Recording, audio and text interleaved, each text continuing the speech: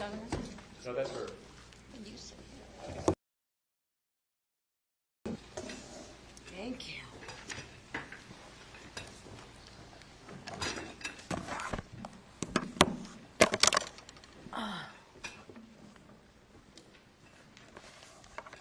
We have everyone. Good morning. I want to thank you all for attending our press conference. Certainly, I don't think I need any introduction, but to do it appropriately, I'm Governor Michelle Lujan Grisham, and what you're seeing is a representation of public safety leadership in a variety of ways. We're here for two specific reasons. Three. I usually like three better anyway. One, we have an updated public health order, which I'll walk you all through. Two, we have the legislative majority leadership to continue to make sure that the public in New Mexico, and particularly our families here in Albuquerque and Bernalillo County, to know that the urgency of public safety is critical to our work, and we are committed to doing everything evidence-based to out the public safety risks that we have here. And three, we have with us the key statewide leaders with a focus still in Bernalillo County, although remember the public health order is a statewide public health recognition. The public safety is a problem everywhere. It's also a problem all over the country. What you're seeing in New Mexico is that we're just willing to do something significant about it and not wait for Congress or anybody else to act. We're just going to do everything in our power to make New Mexicans safer. So I'm going to introduce everyone, and then I'll go through the public health order. I'm going to go to my right first. We have the Speaker of the House, Javier Martinez. Thank you for being here. We have the Madam Pro Tem from the Senate, Mimi Stewart. We have the Leader of the House, Gail Chasey, and we have the Representative Rena Shapansky, who is the whip of the House Democrats. On my left, I have a new announcement. I've introduced Mr. Ben Baker to you before. He's the former Deputy Secretary of the Department of Public Safety, which is where the state police operations and leadership is for the state. He's now inside our office, and he is the, I already forgot your title. Public Safety Advisor to the Governor. You're the senior. You forgot the first part. Yes, ma'am. He's the Senior Public Safety Advisor to the Governor's office, to me directly. Thank you. I don't know why we're calling him senior, but got a lot of years, and I'm going to point that out by Mr. Casetas. I don't think he needs any introduction. We've got the Secretary of the Department of Public Safety, Jason Bowie, and again, I introduced or reintroduced to the state former State Police Chief, Mr. Pete Casetas, who is the Crime Commissioner. And these titles can be a bit confusing. We actually talked a little bit about that as we were going over the public health order. The point is this: we need leadership at all levels to remove barriers to every jurisdiction who's responsible for public safety issues. And so we have attempted, and I think to some degree successfully, eroding jurisdictional problems between sheriffs, police departments, state police, corrections, and jails. But it usually is temporary. And then a matter of time goes by and we end up in the same place. So this sort of sense of urgency, we cannot end in the same place. I want to frame it just a minute, and then I promise I'll do the public health order. And then we'll have other folks, particularly legislative leadership, weigh in. One, since the week I declared an emergency, we've seen 296 shots fired in Albuquerque and Bernalillo County. 296 shots fired. Last night we saw violent crime move through the city that resulted in a gun injury, 2 car hijackings, and a kidnapping with suspects not yet in custody. Just to frame, we have a very serious situation in our communities that require serious, immediate results. I want to thank everyone, including every jurisdiction that's been meeting, talking, arresting, working, and making sure that the presence is dedicated in a way that's meaningful. The new public health order changes basically these things. One, we have removed the requirement that open and concealed carry cannot occur until the public health order is either removed or extended anywhere in the city. Now, I'll tell you, and I think you already know, and I'm sure you're going to ask me a question about that. In the TRO that was issued, there's more clarity about the question about the general open carry and concealed carry issue as it relates to a legal decision in New York, the Bruin case. We believe that a suspension is very different from a ban. Court is leaning to determine otherwise, so we can be wrong on the law on that case. I want to point out that the conversation in that court was pretty clear that we are not wrong about this emergency or about the issues related to violence, gun violence, and public safety generally.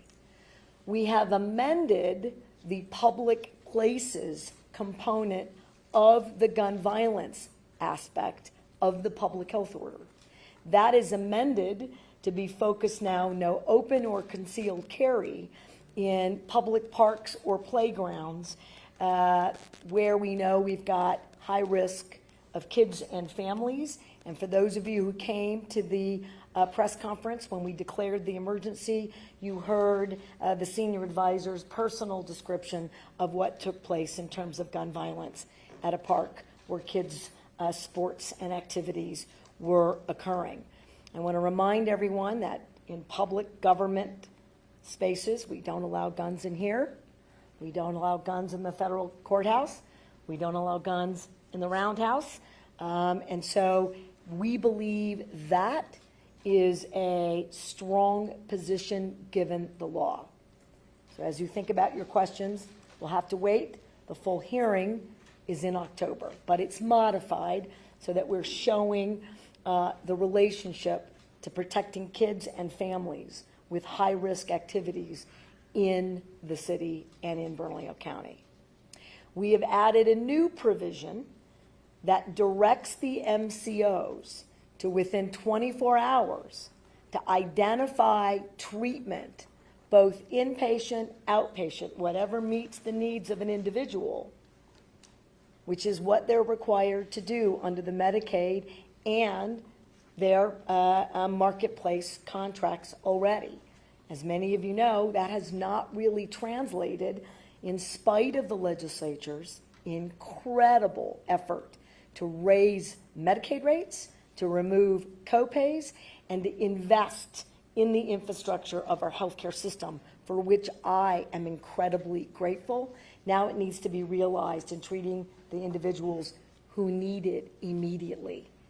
Lastly, not in the public health order, but as important, you've heard us discuss why we don't do something about folks engaged in particularly a crime that may only be a misdemeanor, and what happens if it's possession, what happens if it's illicit drug use. So we want a little more clarity here.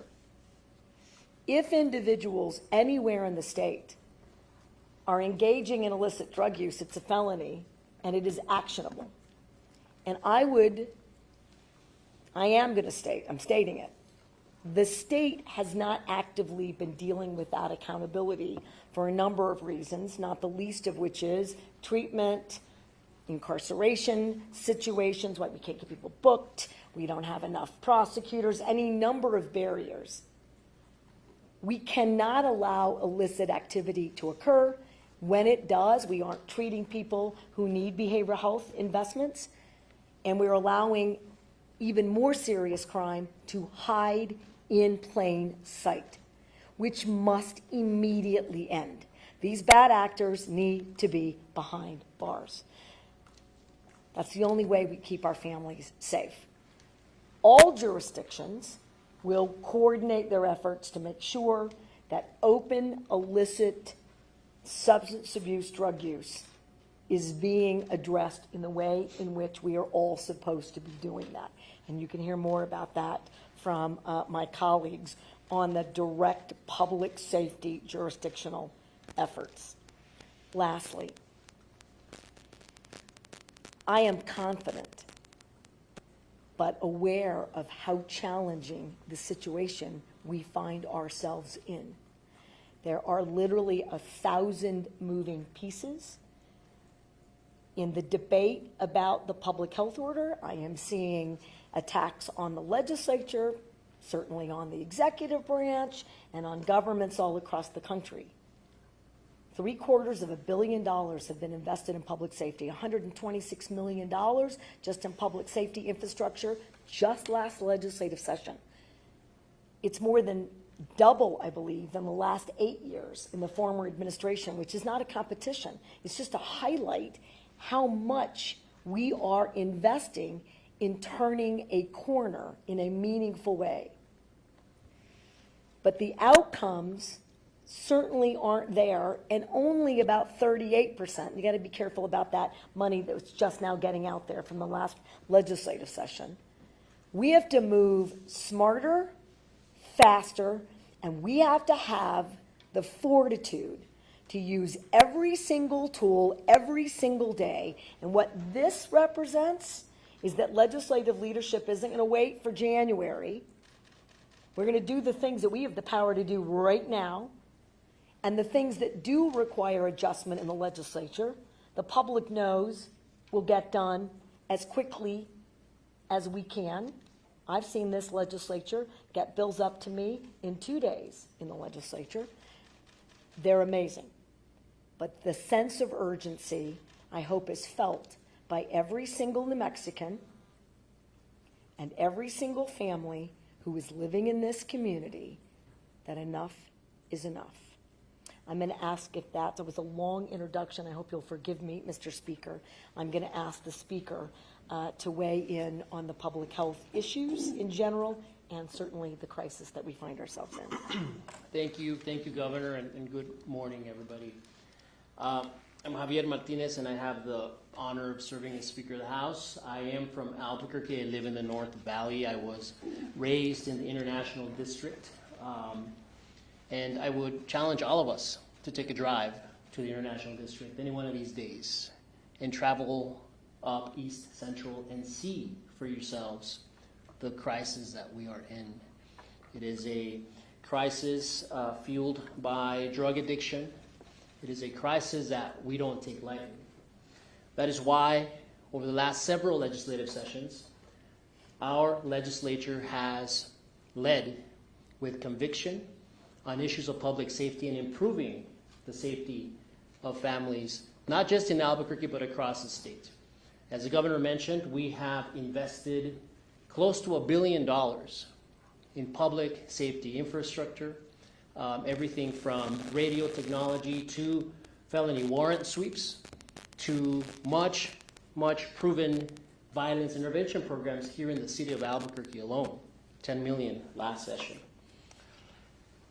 As the governor stated, this is not a one, time shot sort of deal. This is a commitment that we are reiterating today. And the leadership that you see here at this table is committed to working with the executive, with the governor, with her team to identify areas in which we, as a legislature, can help support in improving that public safety, making more investments like increased Medicaid reimbursement rates so that MCOs and healthcare professionals can better treat folks who are dealing with addiction.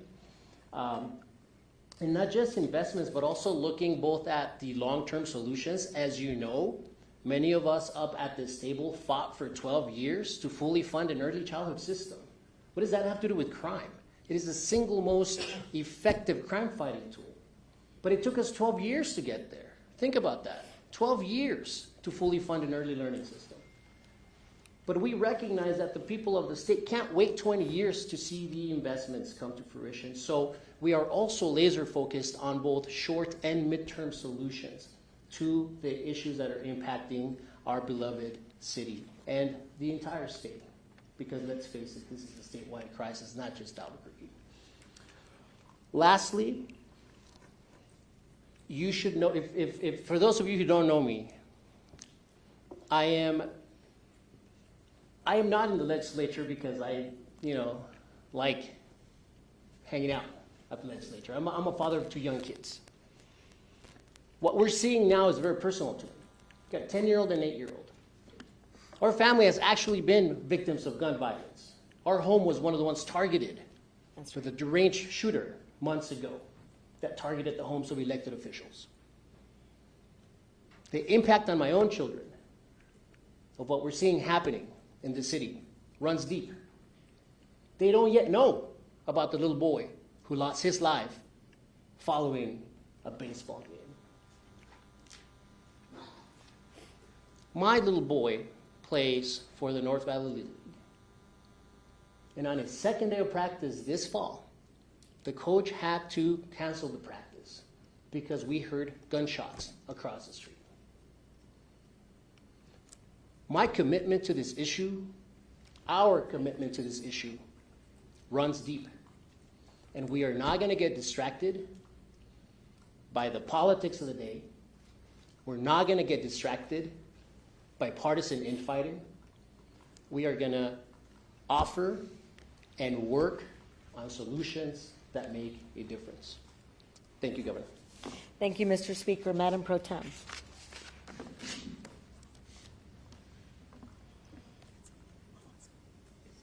Is this on? I turned it off. I don't know. Can I use yours? Sure. Yours has been red all morning. I can't get mine to go red. Well, good morning, everyone, and thank you for coming out again for this issue.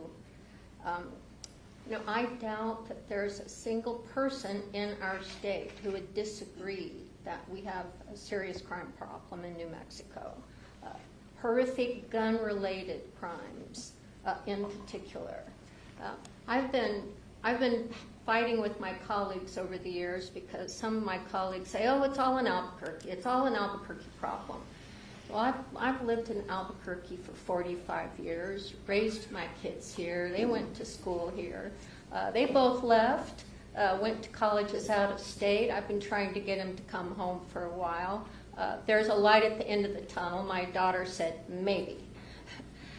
So we are lucky, I believe, to have a governor who cares about this so deeply, cares about every New Mexican family. And I appreciate the effort she has put behind this because the conversation about this, to me, is elevated to the nature of what we're looking at. The sense of urgency is what we're all looking at now, in part because the governor has raised this issue like this. So crime, gun violence, fentanyl, it continues to be a statewide behavioral health problem. And our behavioral health system was decimated by the last administration. We're still trying to rebuild that. So we have taken steps in the legislature. You've heard about the Benny Hargrove Act from Representative Herndon, our red flag laws. Both of those probably need to have some loopholes closed.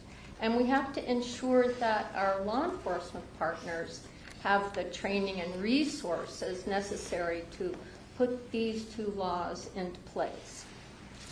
So gun violence, it's just a very complex problem. It's not easy to address. Illegal and too easily accessibility of guns is huge. Our community-based violence intervention programs, we have to put more resources behind the continued work on treatment and behavioral health services. The tiny home village that's in my district, it's taken us all this time. It's finally filled. Every house now have people that we are working with to lower their issues around behavioral health and drugs and homelessness. So we have done some things in this area. But I will tell you that my district was Central, running down the middle of it, is the primary place where the majority, not all of it, but the majority of crime in Albuquerque happens.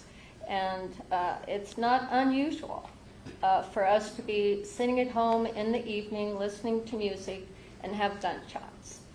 We found bullet casings in that front driveway a few months ago. I have a neighbor whose window was shot out. So this is something that we need to focus on more. The speaker, the leader, and I are all from Albuquerque. I'm looking forward to us working together with each other more than usual, more than we usually do, with a focus on Albuquerque. It's where a lot of these issues start, and it's where the majority of it is happening. It's not just in Albuquerque, though, and the governor can tell you that. She's in touch with people all over this state, and there are pockets of crime and fentanyl distribution happening in the southern part of the state, too.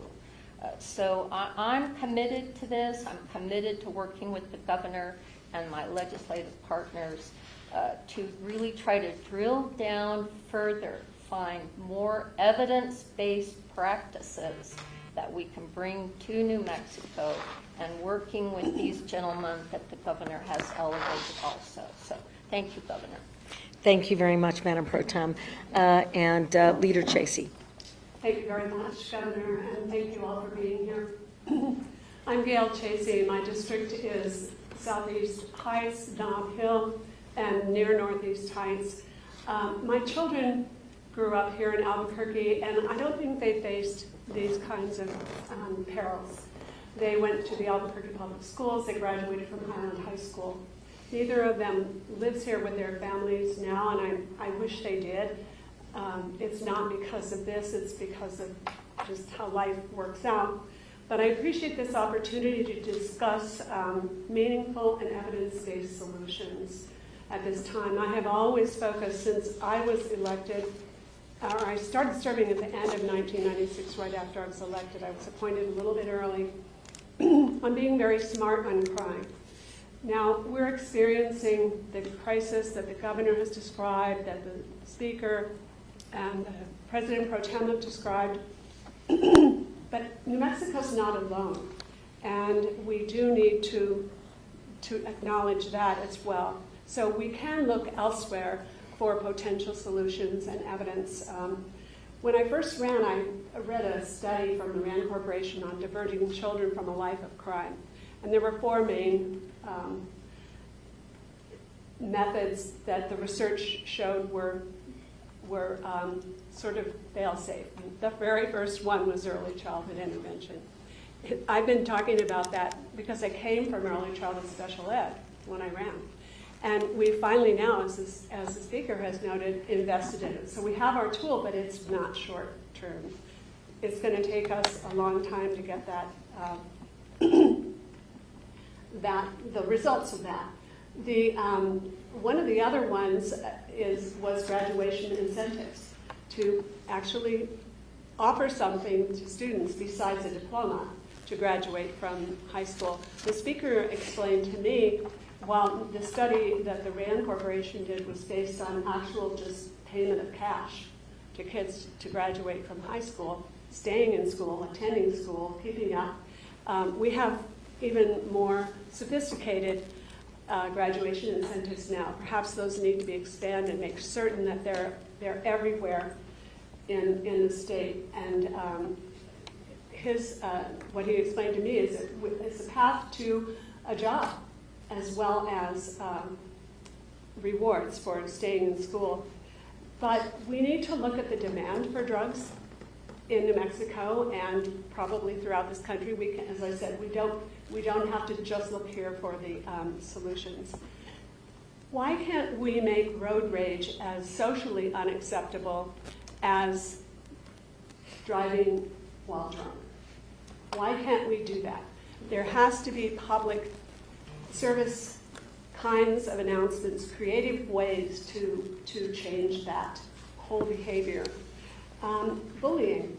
We need to make children safe in school. The They need to feel safe reporting bullying. They need to feel safe after they have reported bullying. And we have to create safe environments for both children and youth. And of children being armed and being excluded from school through expulsion. When my sons were at Highland High School, we had in-school suspension. Now, I can understand that if you have a student who might be dangerous, you may not want them in school. So I think we have to look at alternatives for that kind of in-school suspension. We don't want to just throw them out and then have them out there with their guns hurting other people besides the ones in the school. So we can't just toss them. We have to intervene with them. And we also, the county has, Bernalillo County has a huge investment, or has the potential for a huge investment in behavioral health. We added that tax. We can ask them to step up with some of the initiatives that we're looking at here as well. So I welcome the opportunity to try to address the crises and also be looking at the long-term solutions. Thank you. Thank you, Madam Leader. And before I go to quick remarks and thank you by the folks who are on the ground, there's another piece that I was reminded by your statements in the public health order, that the state will take responsibility for standing up any personnel shortages at the jail that we have the authority to utilize. So what does that mean?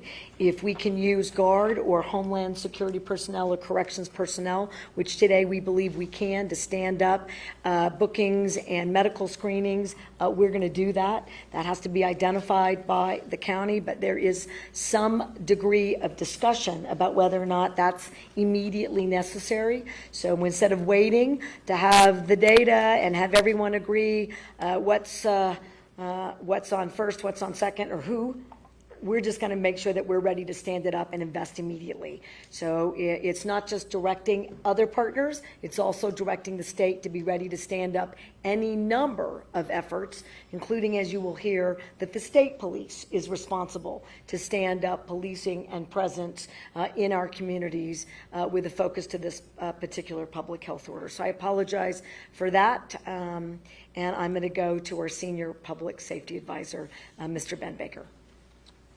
Good morning. Thank you, Governor. Appreciate the introduction. Leaders from our legislative body, thank you for your remarks. Welcome to the members of the community. As the Governor mentioned, my name is Benjamin Baker, and I am humbled to be seated at a table to work for a boss and be seated with professionals who refuse to accept the status quo on violence in our communities and in our state as the standard way of doing business going forward. And I'm grateful for the opportunity to serve in a capacity where I may be able to add value and my years of expertise and my personal experiences, which I share with you, related to our experiences as community members in violent crime.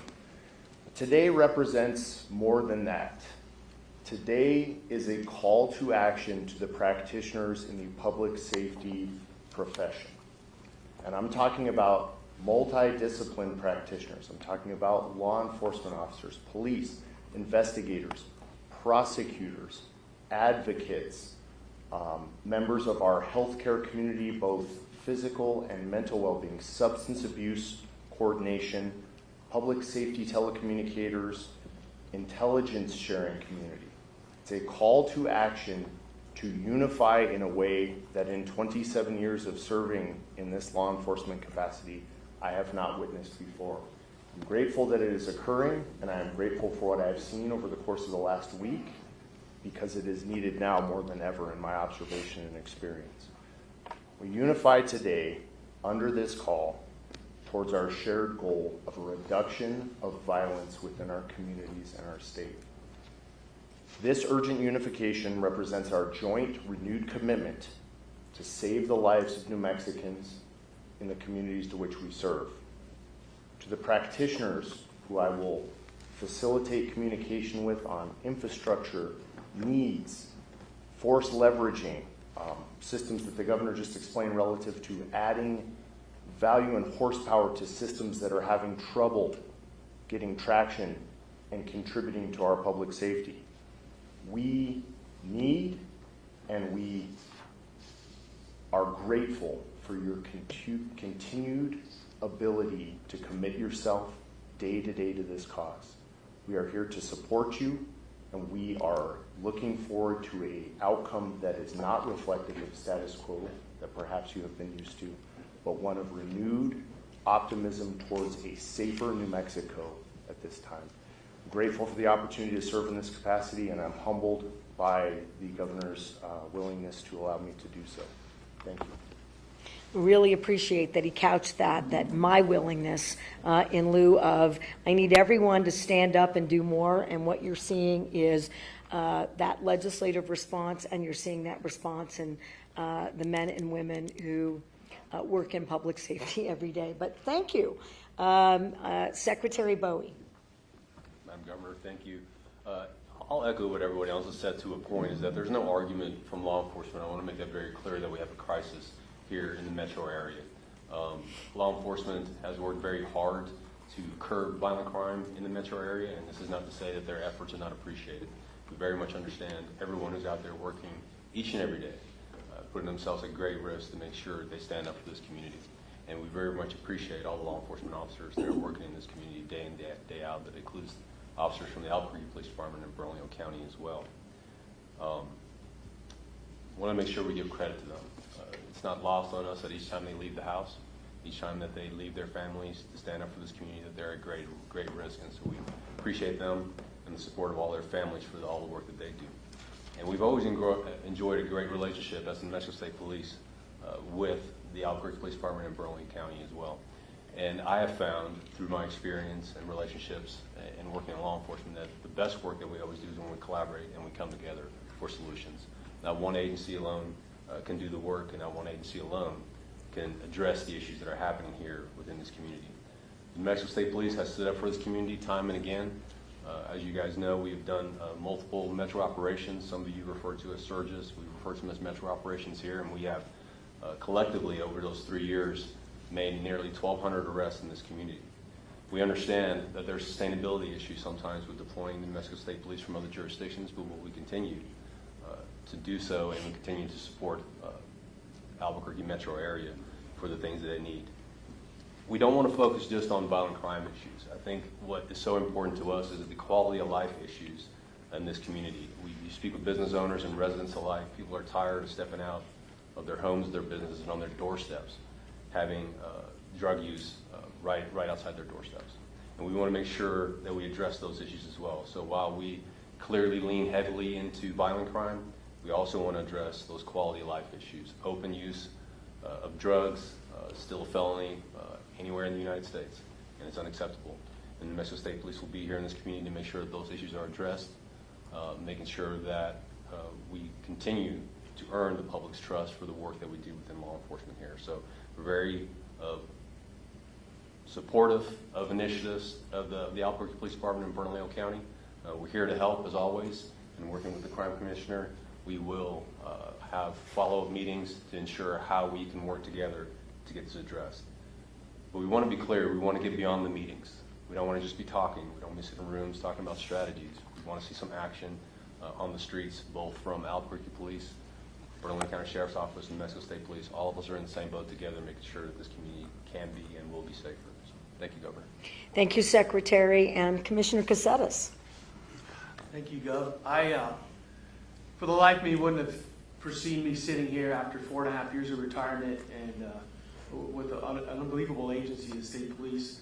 And here I am, because I just can't sit on the sidelines. It was a compelling offer, an argument with the governor about what I could bring to the table, and her willingness to give me a position, or put me in a position to make a difference.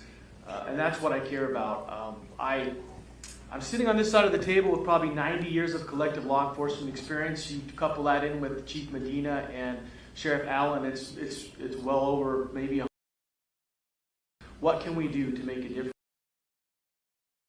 being done? I've never been really politically correct, so I won't start now, but that side of the table is very important. It's the legislative process, and we can't get to where we want to go without it.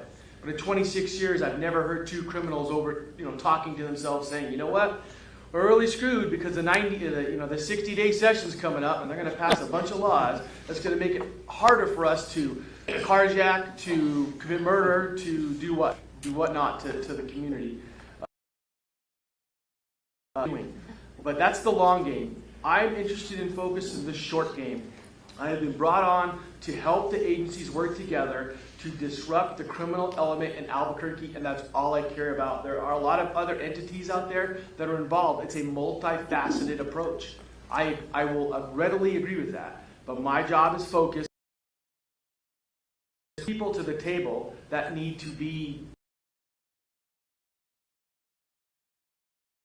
And it was said earlier by, I believe, Representative Chasey, that it has to be data-driven and it has to be directed and focused. And that's what we're going to concentrate on. There's 300 or 400 people in Burlington figure it out. And we're going to help them figure it out. We're going to get them to into the system so hopefully they can be dealt with. And this nonsense of victimization ends. I live in Old Town. I have a business in Old Town. My grandson, Jack Wyatt, turns 1 today. I want to take him there without worrying about crime and victimization of my own family and other New Mexicans. So that's why I'm here. I don't have all the answers. I never did. But I do look forward to disrupting the criminal element in Albuquerque. That's all I care about this side of the table. Thank you. Thank you very much, Commissioner Caceres. Okay, so you've seen a broad swath of groups who were dedicated to the call to action and the sense of urgency in the emergency that we find ourselves in. Every single institution, every single effort that's responsible for doing the work is being called and directed either directly by the public health order or indirectly by our efforts to resolve these situations in the most emergent, effective manner possible. We're going to get it done statewide. We're available for questions. Thank you. Is there going to be a special session? There's been a lot of talk about that. I'm going to start and then go to the legislators. So they're clear that I'm no stranger to calling a special session. They might have agreed with some of those and maybe didn't agree with others. To Commissioner Caceres' point, that has been requested by a couple of folks. A special session, any session, is warranted when we need an immediate answer in special that's going to change the status quo. What you heard from folks here is changing the status quo is the urgency of bringing the groups together that are responsible for doing the work right now. I am not going to call a special session, and I believe that the legislator leadership dedication here today is an indication that they agree with that sentiment, and we can do work right now, every day, and will. If any of that changes and they ask me to do a specific fix, I respect their advice and wisdom and counsel and will reevaluate at that time. But today, this will make a much broader impact immediately. Yeah, I now it's not there. I would agree with that. And look, special sessions that we've had in the past, the COVID sessions, I think probably most obviously, those are sessions where we walked in and I think approved legislation by wide bipartisan margin so that it goes into effect immediately upon signature. 3.5 months out from a session, and given the immensity of the issues that we're tackling, I really wouldn't expect to see wide bipartisan alignment, and therefore it would probably result in a waste of taxpayer dollars and really a waste of everyone's time, especially when there's so much that we can do in the immediate and work toward the next session, which, like I said, 3.5-4 months from now, we'll be right back at it. Madam Pro Tem, do you have anybody want to? Next question. Maddie, you going to help me? Did Representative Szczepanski have a statement? I think like so many other New Mexican parents, I spend a lot of time every day thinking about the safety of my kids. I think I would echo what the governor said, which is enough is enough. if we're worried about taking our kids to a baseball game, we have a real problem.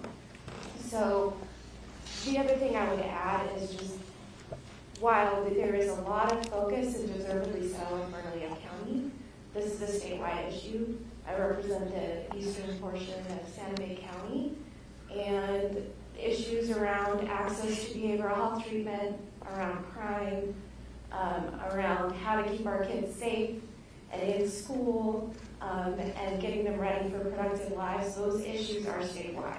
And so I think what I'm excited about is that the governor has brought us together as legislative leadership, and we are now going to be in a process of really focusing on all of the ideas, the big, bold ideas that are needed for this moment. And I'm really excited for that. So you can expect, I think, a great legislative session. And I, as whip, will be working with all of my colleagues to get these priorities over the finish line. Go to Austin. Governor, yesterday there was a news conference at the Santa Fe Plaza. Some of your supporters coming out in support of the order. One of them said that you have been the victim of stalking in the last week. Can you confirm that? Can you talk about any of the violent threats that have been placed against you? We've documented numerous threats online, threats in public in the rally in Old Town last weekend. Can you talk about this? I don't know that reference point for stalking. I don't believe that that is occurring. What I can confirm, and again, not to give out too much information from the folks who protect me and all of us every day, the state police primarily. In fact, there are folks who are incarcerated today for making credible threats to my life and safety and my family. And in fact, anytime I talk about gun violence or anytime I talk about emergencies, that there's a significant uptick. And it might have been in an informal conversation about the uptick in threats. And when one party makes multiple threats online, it certainly gets to the definition of online stalking. So I certainly don't want to say that that individual was completely wrong, but rather that's not how we're treating it currently. And I think that my state police, our state police, are on it effectively. Is that a fair statement, Secretary? Yes, ma'am, it is. Any comment on the sort of the heated rhetoric from members of the Republican Party? A sitting commissioner, Jay Block, compared you to Al-Qaeda the other day. I'm genuinely curious if you have any thoughts about the rising rhetoric among elected officials, not just random people online. That rhetoric was directed at me and so many of my colleagues in 2016. And it has never ended when we had a shift and we had a president who invited that kind of intimidation and fear tactics to prevent elected leaders and policymakers from doing their job. I was chairing immigration reform and debate, and if you don't think that I wasn't getting a hot mess of very angry and tending towards violence, it occurred again, certainly during all of the COVID decisions, but every single time we've talked about background checks. That directed effort, I've been compared to Hitler, to Al-Qaeda, to ISIS, to you name it. It's a slurry of slurs. And what it just tells me is that this country, and I will fight against it, I will always have the courage, that this is not the kind of discourse I recognize in my state or my community. I have long disagreed with both Democrats. The Speaker and I have had very challenged discussions, and so have I with every legislator here and Republicans. Yep. And I have leaned in on both parties about what they believe changes whatever issue it is that we're addressing. And I campaigned, frankly, on that I have a bipartisan aspect to getting things done. Otherwise, it doesn't have sustainability. But when members of the opposite party make those kinds of hateful,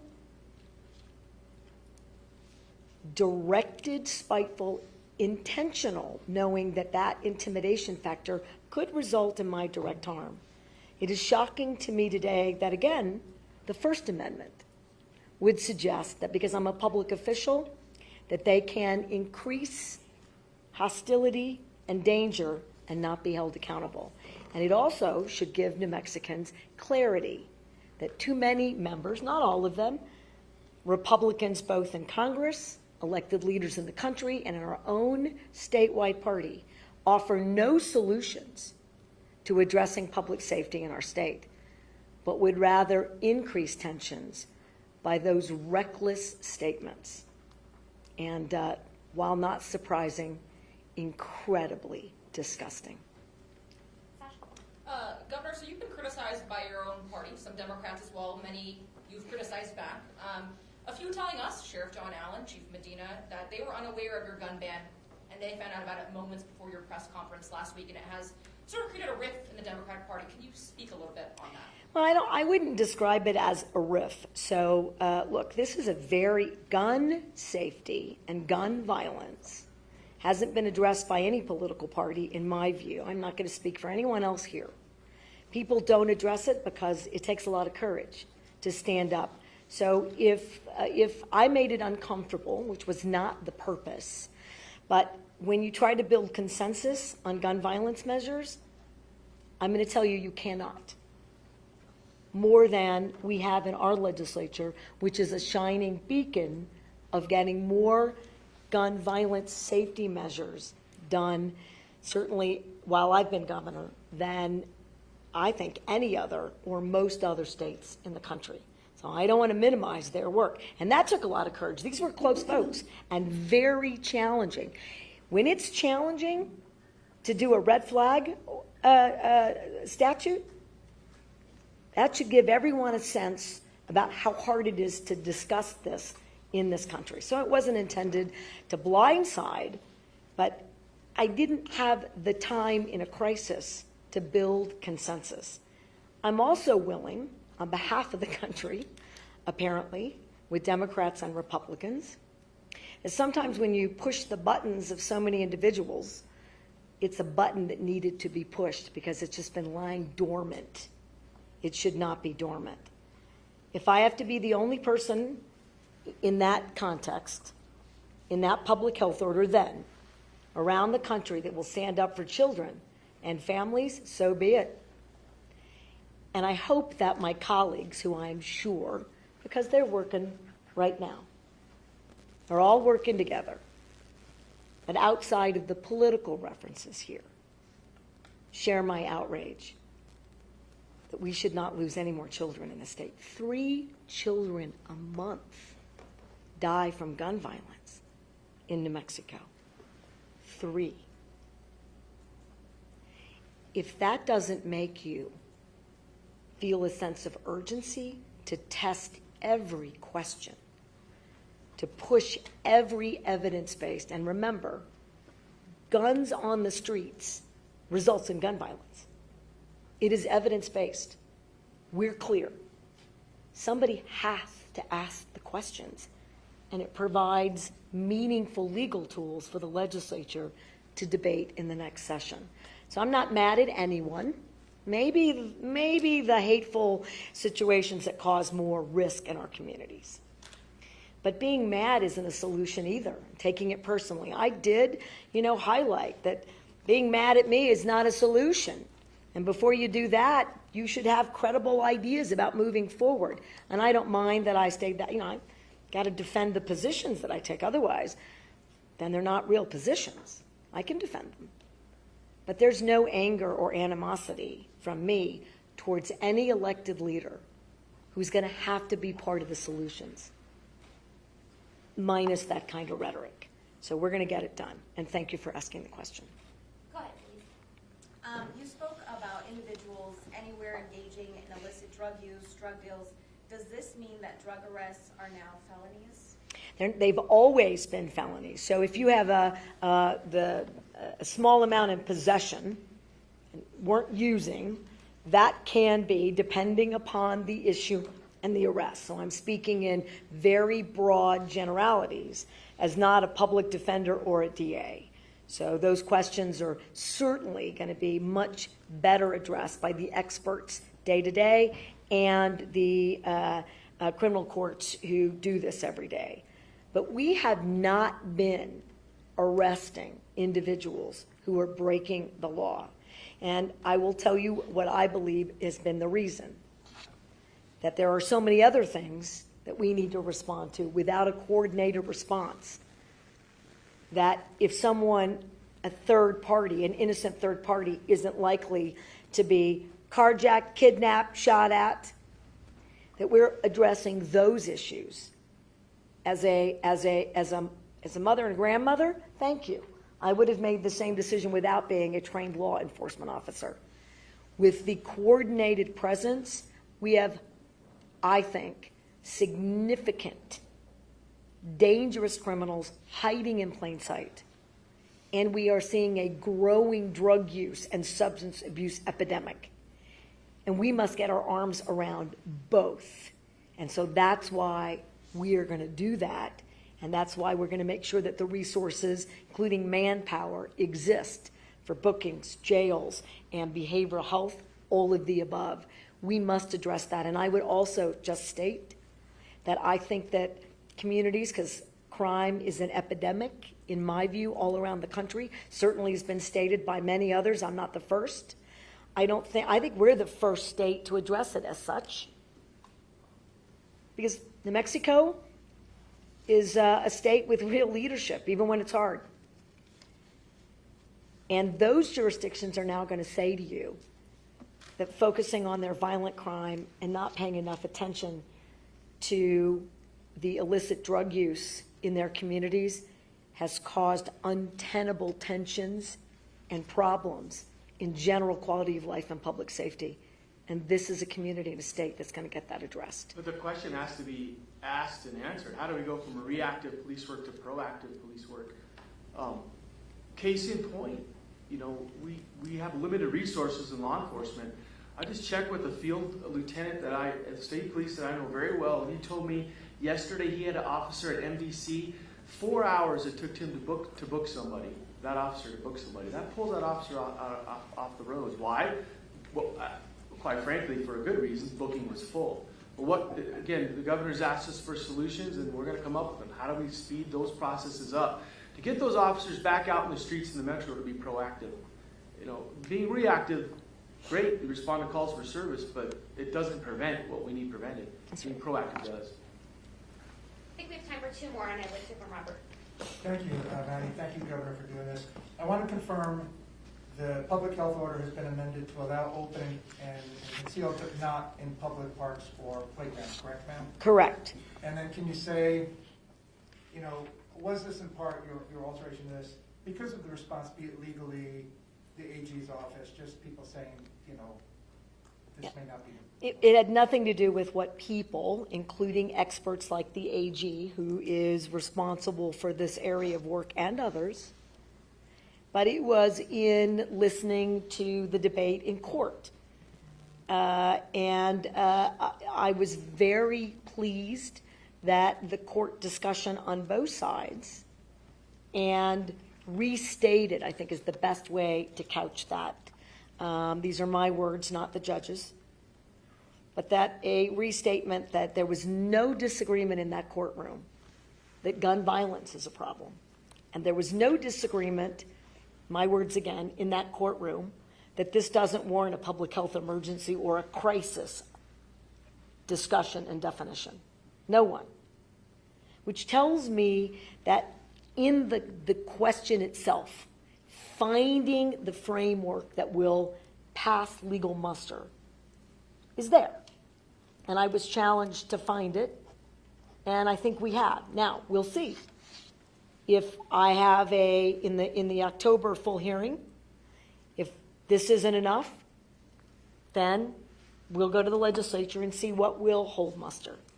But in an emergency, I think this is warranted and valid. And again, I'll have to see. Like I have always said in any number of these efforts, if a judge disagrees with us, then I follow that court order. I do believe in the rule of law. but I also believe in the role of a fact finder. If I bring you a set of facts that's different than a set of facts from someplace else, and somebody challenges my interpretation of the facts and its application in a response, that's exactly where you go. You go to a judge to ask who's right in that context. So we're going to find out in October, Robert.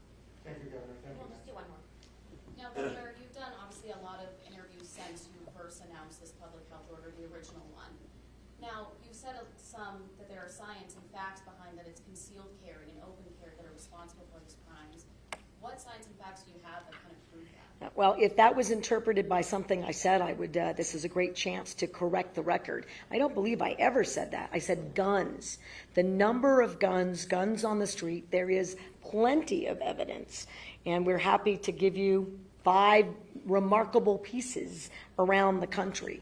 So that's fairly well established in the same way that we say the evidence about early childhood is completely evidence-based. The arguments about that have been put to bed. That's how you have laws, like being able to take into custody a firearm under certain domestic violence situations, right? That's why those laws exist, or universal background checks, or waiting periods, all of those, because the number of firearms does increase risk and public safety issues. So that's the data that I was talking about having a pause even 8 days ago. You can't tell the good guys from the bad guys, and I don't want to make that a gender-biased issue.